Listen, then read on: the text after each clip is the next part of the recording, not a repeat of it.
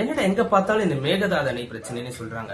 என்ன பிரச்சனை அது? எதனால ரெண்டு கவர்மெண்ட் சண்டை போடுறாங்க? எதனால ரெண்டு மக்கள் ஸ்டேட் இதனால இத பத்தி பேசி இருக்காங்க? இதனால என்ன பிரச்சனை நடக்க போகுதுன்னு சொல்லிட்டு இங்க பல பேருக்கும் தெரியாம இருக்கு. வாங்க அது என்னன்னு முதல்ல பார்ப்போம். காவேரி நதிநீர் கிட்டத்தட்ட 800 கிலோமீட்டர் ஓடக்கூடிய ஒரு நதி.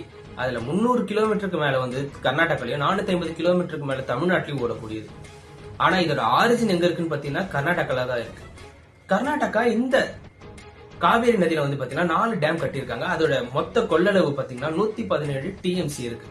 தமிழ்நாட்டுல ஒரே ஒரு மெயின் டேம் மட்டும்தான், அது மேட்டூர் டேம் 93 டிஎம்சி.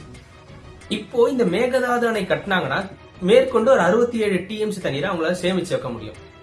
ஆனா இதனால தமிழ்நாட்டுக்கு என்ன பாதிப்பு அப்படின்னு சொல்லி கேட்டீங்கன்னா, தமிழ்நாட்டுடைய முக்கியமான நதியன்னு பாத்தீங்கன்னா காவேரி நதிநீர். இந்த நதிநீரை நம்பி இருக்கக்கூடிய மக்கள் வந்து பாத்தீங்கன்னா ஏராளம். அதாவது இந்த டெல்டா மாவட்டங்கள் மொத்தமாவே வந்து பாத்தீங்கன்னா இந்த காவேரி நதிநீரை மட்டுமே இருக்கக்கூடிய மக்கள், விவசாயிகளா இருக்கட்டும், பொதுமக்களா இருக்கட்டும், எல்லாருமே இந்த நதிநீரை மட்டுமே நம்பி இருக்காங்க.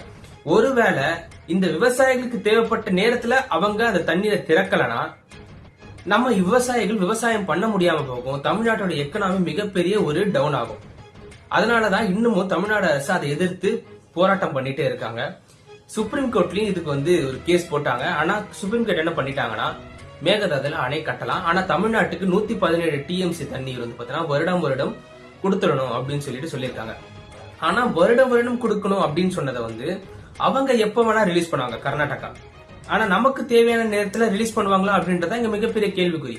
அப்போ ஒவ்வொரு தடவையும் தமிழ்நாடு அரசு அங்க இருக்கக்கூடிய கர்நாடகா கிட்ட கெஞ்ச வேண்டிய ஒரு நிலை ஏற்படும். அதாவது தண்ணீருக்காக நம்ம போராட வேண்டிய நிலை ஏற்படும். அதனாலதான் இந்த மேகதாது அணை கட்டக்கூடாதுன்னு சொல்றாங்க. ஆனா கர்நாடகா அரசு என்ன சொல்றாங்கன்னா, எங்களுக்கு பெங்களூர்ல வந்து பாத்தீங்கன்னா தண்ணீர் பற்றாக்குறை இருக்கு, நாங்க இதை கட்டினாதான் இந்த தண்ணீரை அங்க கொண்டு போக முடியும், அந்த மக்களுக்கு வந்து நாங்க யூஸ் பண்ண முடியும் அப்படின்னு சொல்றாங்க. சோ இது இப்போதைக்கு சுப்ரீம் கோர்ட்ல இது நிலுவையில இருக்கு.